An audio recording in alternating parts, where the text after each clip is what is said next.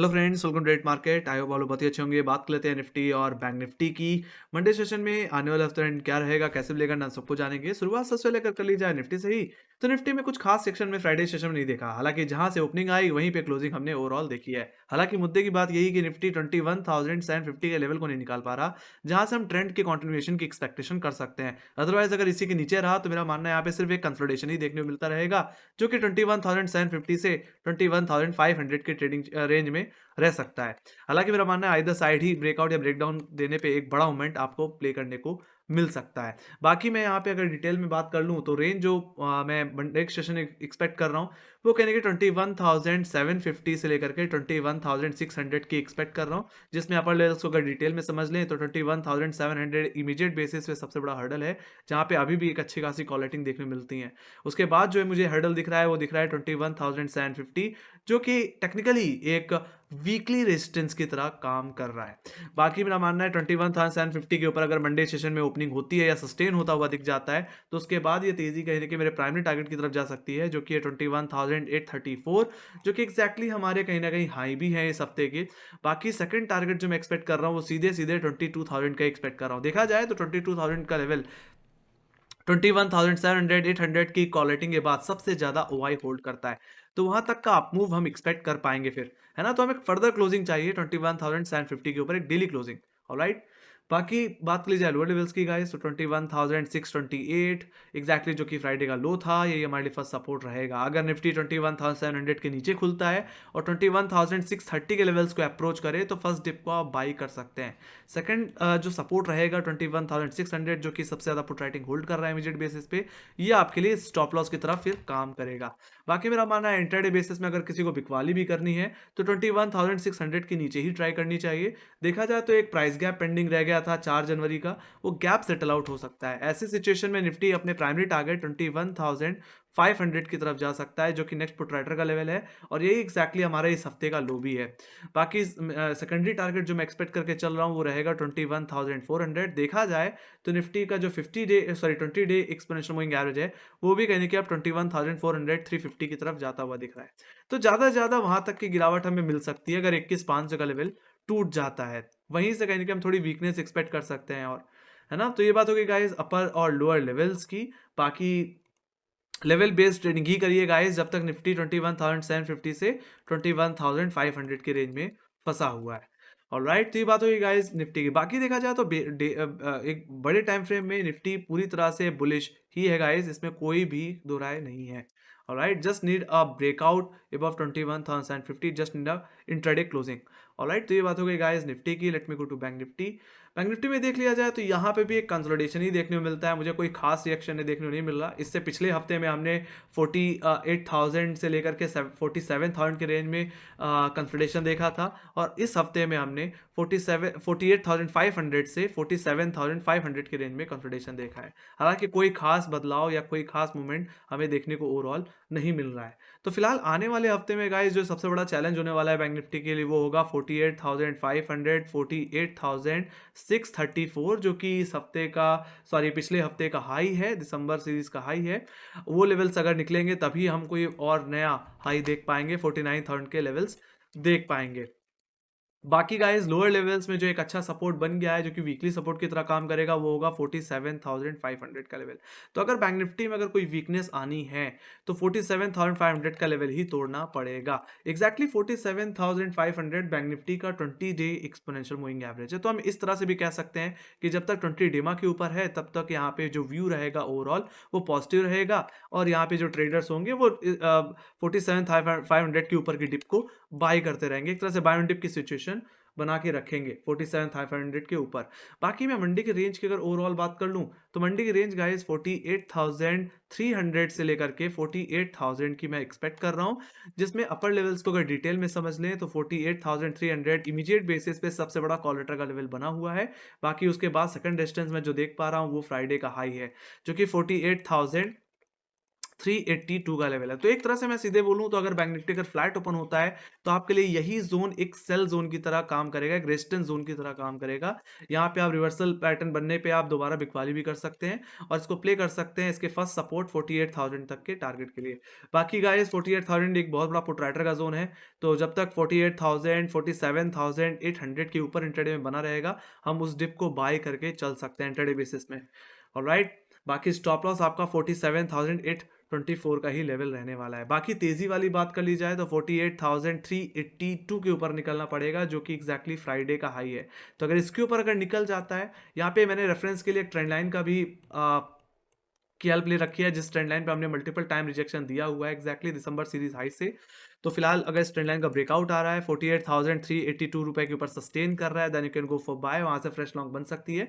और जो next target आपके लिए जो रहेगा इंटरडे बेसिस में, वो 48,500 48,634 का रहेगा, जो कि पिछले हफ्ते का हाई भी है। तो वहां तक की अपसाइड हम ज्यादा एक्सपेक्ट कर सकते हैं।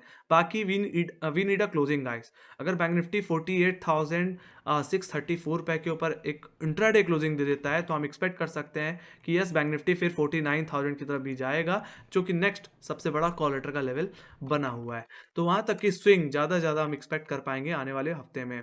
तो वहीं पे अगर लोअर लेवल्स की बात कर ली जाए तो 48,000 तो मैंने बता ही दिया, इमीडिएट सपोर्ट है। तो अगर फ्लैट ओपनिंग होती है फर्स्ट ऑफ ऑल 48,000 के लेवल को ही अप्रोच करे, तो आप उस डिप को बाय कर सकते हैं, ज्यादा 47,824 की डिप को।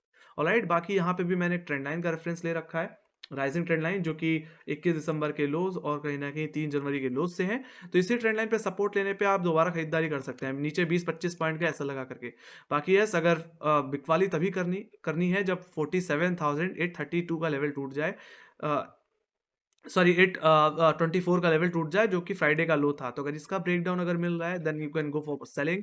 आपके लिए जो प्राइमरी टारगेट रहने वाला है वो रहेगा 47,491 बोल लूँ या 47,500 बोल लूँ, जो कि एग्जैक्टली इस हफ्ते का लो भी है और वीकली सपोर्ट की तरह काम भी कर रहा है। एग्जैक्टली यहीं पे मैंने जैसे पहले बताया कि यहाँ पे 20 डे में भी प्लेस्ड है। तो वहां तक की ज्यादा गिरावट आ सकती है और वहां से भी हो सकता है आपको थोड़ी रिकवरी दोबारा प्ले करने को मिल जाए। बाकी यस, अगर 47,490 मतलब इस हफ्ते का लो अगर टूट रहा है, 20 डे का ब्रेकडाउन आ रहा है, तो फिर कमजोरी बढ़ जाएगी और ऐसी सिचुएशन में 47,000 46,927 तक के लेवल्स खुल जाएंगे, जो कि हमारे कहीं ना कहीं 21 दिसंबर के और कहीं ना कहीं 13 दिसंबर के लोज थे। तो वहां तक का ज्यादा मैक्सिमम टू मैक्सिमम डाउनसाइड हमें इस हफ्ते में आता हुआ दिख सकता है।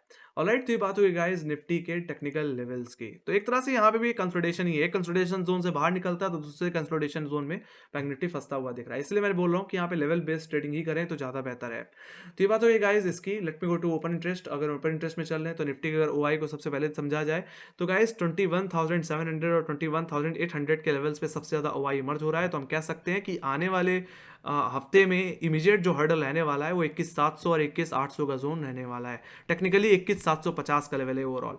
बाकी लोअर लेवल्स में गाइस जहाँ पे पुट राइटिंग सबसे ज़्यादा देखने को मिल रही है वो है 21,500, जो कि वीकली सपोर्ट की तरह गाइस काम करता हुआ दिखेगा। अगर ये होल्ड होने में कामयाब नहीं होता तो फिर सीधे आप देख पा रहे हो कि 20,000 के लेवल पे ही, सॉरी 21,000 के लेवल पे ही आपको फिर पुट राइटिंग दिख रही है। कहने मतलब है कि अगर 21,500 का लेवल अगर ब्रीच हो जाता है तो 21,000 तक के लेवल्स फिर आते हुए दिखेंगे, फिर व्यू जो रहेगा वो बियरिश हो जाएगा गाइस।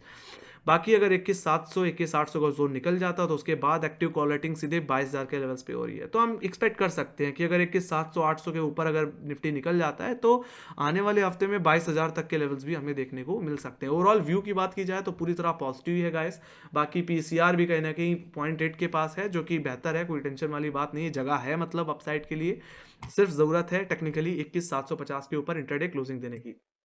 तो ये बात हो गई गाइस निफ्टी के ओआई डेटा के। Let me go to bank Nifty. Bank Nifty में अगर देख लिया जाए तो इमीडिएट बेसिस पे जो हर्डल दिख रहा है वो दिख रहा है 48,200 48,300 के लेवल्स पे, जहाँ पे इमीडिएट बेसिस सबसे ज़्यादा कॉल राइटिंग है इस हफ्ते में, आने वाले हफ्ते में। और टेक्निकली देखा जाए तो फ्राइडे का हाई। ओके, बाकी उसके बाद जहाँ सबसे ज़्यादा कॉल राइटिंग देखने को मिल रही है वो है 48,500 का लेवल, जहाँ पे इस समय 2 लाख का सॉरी 27 लाख का ओआई ओवरऑल देखने को मिल रहा है, तो ये हमारे लिए नेक्स्ट हर्डल रहेगा। बाकी ये लेवल निकल गया तो उसके बाद तेज़ी देखने को मिल सकती है, और देखा जाए तो फिर 49,000 के लेवल पे ही ओवरऑल फिर ओआई कॉल साइड पे देखने को मिलता है। तो हम कह सकते हैं कि अगर 47,500 600 का लेवल निकला तो हम 49,000 की तरफ भी जाते हुए दिखेंगे। बाकी लोअर लेवल्स पे जहाँ पर राइटिंग देखने को मिल रही है वो है 48,000 का लेवल, जहाँ पे 24 लाख का ओआई है, और यही आपके लिए सबसे बड़ा सपोर्ट रहने वाला है। अगर ये ब्रीच होता है, फ्राइडे के लोज अगर टूटते हैं, तो फिर मुझे मेरा मानना है इंट्राडे में थोड़ी प्रॉफिट बुकिंग आ सकती है। ऑलराइट, बाकी उसके बाद पुट राइटर सीधे 47,500 पे दिखता है, जहाँ पे 20 डे में आएगा इस। तो हम क्या ये एक्सपेक्ट कर सकते हैं कि अगर फ्राइडे का लो टूटा तो 47,500, और फ्राइडे का हाई निकला तो हम कहीं ना कहीं 48,500 600 की ट्रिजेक्टरी तक जा सकते हैं। बाकी उसके ऊपर अगर क्लोजिंग मिल गई तो 49,000। तो यहाँ पे भी गाइस जो व्यू है ओवरऑल वो न्यूट्रल दिख रहा है मुझे, यहाँ पे उतना पॉजिटिव तो नहीं दिख रहा, बट एक न्यूट्रल व्यू यहाँ पे बन के आता हुआ दिख रहा है। बाकी पीसीआर 0.74 के आसपास दिख रहा है। बाकी ग्लोबल इंडिसेस की अगर बात कर ली जाए तो यूएस बाजारों में कहीं ना कहीं हमें थोड़ी पॉजिटिव क्लोजिंग देखने को मिली है, बट फ्लैट। बाकी यूरोपियन बाजारों में कहीं ना कहीं बढ़ते हुए इन्फ्लेशन के चलते कहीं ना कहीं यहाँ पे थोड़ा सा दबाव देखने को मिल रहा है। तीनों मार्केट्स में एफटीएसई सीएसई डैक्स सभी कहीं ना कहीं कमज़ोर होते हुए दिख रहे हैं, लगभग आधे % की कमजोरी हमें देखने को मिल रही है। बाकी एशियाई बाजारों की बात की जाए तो एशियाई बाजारों में भी एक दबाव देखने को मिला। गिफ्ट निफ्टी कहीं ना कहीं 21,770 के आसपास क्लोज होता हुआ दिख रहा है, जो कि हमारे क्लोजिंग से थोड़ा सा ही ऊपर है। तो हम एक्सपेक्ट कर सकते हैं कि मंडे सेशन में एक फ्लैट ओपनिंग मिल सकती है, या हो सकता है एक छोटी सी पॉजिटिव ओपनिंग आपको देखने को मिल जाए ज़्यादा से ज़्यादा। ऑलराइट, बट ये ध्यान जरूर रखना कि निफ्टी को 21,750 के ऊपर एक डेली क्लोजिंग की जरूरत है, तो मैं बैंक निफ्टी को 48,600 के ऊपर एक डेली क्लोजिंग की जरूरत है। अगर ऐसा हो जाता है तो एक बड़ी रैली आती हुई आपको एक नया हाई आता हुआ जरूर दिखेगा। बाकी एफआईज और डीआईज के डेटा को भी जाते जाते देख लें तो यहाँ पे ओवरऑल हमें सेलिंग ही देखने को मिली, लगभग 1800 करोड़ की नेट सेलिंग देखने को मिली है। एफआईज का अगर की बात की जाए तो एफआईज ने 1690 करोड़ की खरीदारी की, तो उसी में डीआईज ने कहीं कि सबसे ज़्यादा बिकवाली की, लगभग 3,490 करोड़ की।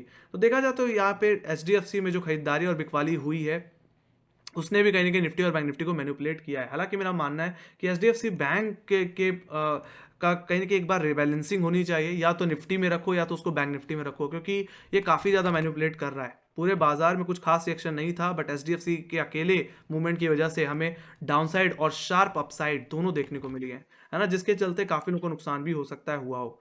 ऑलराइट, बाकी ये बात हो गई निफ्टी बैंक निफ्टी की। आई होप आप लोगों को लेवल्स पता चल गए होंगे। तो make sure guys like share subscribe उड़वा दो, और आपको आपका कोई फीडबैक है या कोई सजेशन है या कोई क्वेश्चन है तो आप कमेंट सेक्शन में लिख के चल सकते हैं। बाकी हमें फॉलो कर सकते हैं इंस्टाग्राम ट्विटर फेसबुक और टेलीग्राम पे, जहाँ पे हम मार्केट से रिलेटेड अपडेट्स शेयर करते ही रहते हैं गाइस। तो इसी के साथ guys thank you very much for watching, bye bye guys, see you next video, take care guys, love you, bye bye.